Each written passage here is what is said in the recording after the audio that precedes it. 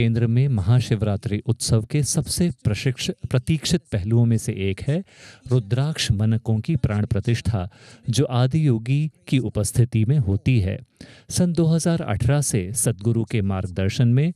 ईशा रुद्राक्ष दीक्षा भेंट कर रही है, ताकि आदि योगी की कृपा सभी के लिए उपलब्ध हो सके। अब तक 1.5 करोड़ से अधिक रुद्राक्ष लोगों को भेंट किए जा चुके हैं, चाहे उनका धर्म, जाति या राष्ट्रीयता कुछ भी हो। रुद्राक्ष का अर्थ है शिव के आंसू। सद्गुरु के शब्दों में रुद्राक्ष दीक्षा लोगों के लिए शिव के आनंद के आंसुओं में भीगने का एक अवसर है। आज रात सद्गुरु 30 लाख रुद्राक्ष मनकों की प्राण प्रतिष्ठा करेंगे,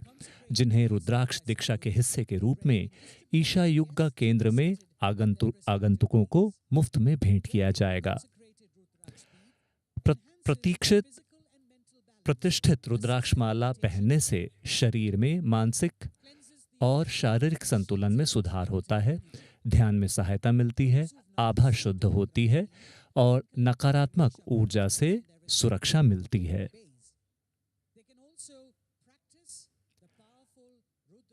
आप सद्गुरु ऐप पर उपलब्ध शक्तिशाली रुद्राक्ष दीक्षा साधना का अभ्यास भी कर सकते हैं,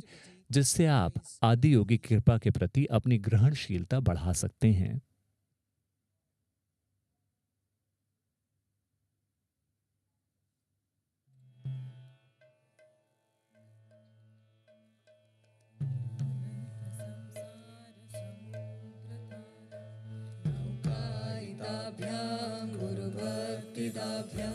वैराग्य साम्राज्यद पूजनाभ्यां नमो नमः श्री गुरुपादुकाभ्यां कवित्ववाराशि निशाकराभ्यां दौर्भाग्यदावां बुधमालिकाभ्यां दूरीकृतानम्रविपत्तकेभ्यां नमो नमः श्री गुरुपादुकाभ्यां नताययो श्रीपतितां समीयो कदाचिदप्याशु दरिद्रवर्याः मूकाश्च वाचस्पतितां हिताभ्यां नमो नमः श्रीगुरुपादुकाभ्यां नालीकनिकाशपदाहृदाभ्यां नानाविमोहादिनिवारिकाभ्यां नमः जनाभीष्टगतिप्रदाभ्यां नमो नमः श्रीगुरुपादुकाभ्यां नृपालिमौली व्रजरत्नकान्ते सरिद्विराजशकन्यकाभ्यां नृपध्वदाभ्यां नतलोकपङ्क्तेः नमो नमः श्रीगुरुपादुकाभ्यां पापान्धकारार्कपरम्पराभ्यां तापत्रयाहीन्द्रखगेश्वराभ्यां जाड्याब्धिसंशोषणवाडवाभ्यां नमो नमः श्रीगुरुपादुकाभ्यां शमाधिशक्तप्रदवैभवाभ्यां समाधिदानव्रतदीक्षिताभ्यां प्रमादवाङ्घ्रे स्थिरभक्तिदाभ्यां नमो नमः श्रीगुरुपादुकाभ्यां स्वाचापराणामखिलेष्टताभ्यां स्वाहा सहायाक्षधुरन्दराभ्यां स्वान्ताच भावाप्रदपूजनाभ्यां नमो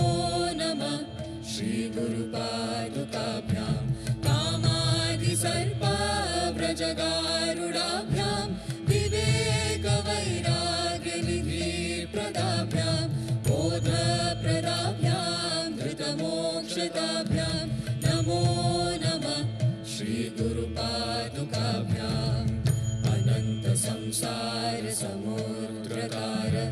नौकायिताभ्यां गुरुभक्तिदाभ्यां वैराग्यसाम्राज्यदपूजनाभ्यां नमो नमः श्रीगुरुपादुकाभ्यां कवित्ववाराशि निशाकराभ्यां दौर्भाग्यदावां बुधमालिकाभ्यां दूरीकृतानम्र विपत्तिभ्यां नमो नमः श्रीगुरुपादुकाभ्यां नताययो श्रीपतितां समीयो कदाचित् प्याशु दरिद्रवर्या मूकाश्च वाचस्पतितां हिताभ्यां नमो नमः श्रीगुरुपादुकाभ्यां नालीकनिकाशपदा हृदाभ्यां नानाविमोहादिनिवारिकाभ्यां नमः जनाभीष्टगतिप्रदाभ्यां नमो नमः श्रीगुरुपादुकाभ्यां कृपालिमौली व्रजरत्नकान्ति सरिद्विराज जशकन्यकाभ्यां नृपद्वदाभ्यां नतलोकपङ्क्तेः नमो नमः श्रीगुरुपादुकाभ्यां पापान्धकारार्कपरम्पराभ्यां तापत्रयाहीन्द्रखगेश्वराभ्यां चाड्याब्धिसंशोषणवाणवाभ्यां नमो नमः श्रीगुरुपादुकाभ्यां शमादिषट्कप्रदवैभवाभ्यां समाधिदानव्रतदीक्षिताभ्यां रमाधवाङ्घ्रे स्थिरभक्तिदाभ्यां नमो नमः श्रीगुरुपादुकाभ्यां स्वाचापराणामखिलेष्टदाभ्यां स्वाहा सहायाश्च दुरन्दराभ्यां स्वान्ता च भावाप्रदपूजनाभ्यां नमो नमः श्रीगुरुपादुकाभ्यां कामादिसर्पाव्रजगारुडाभ्यां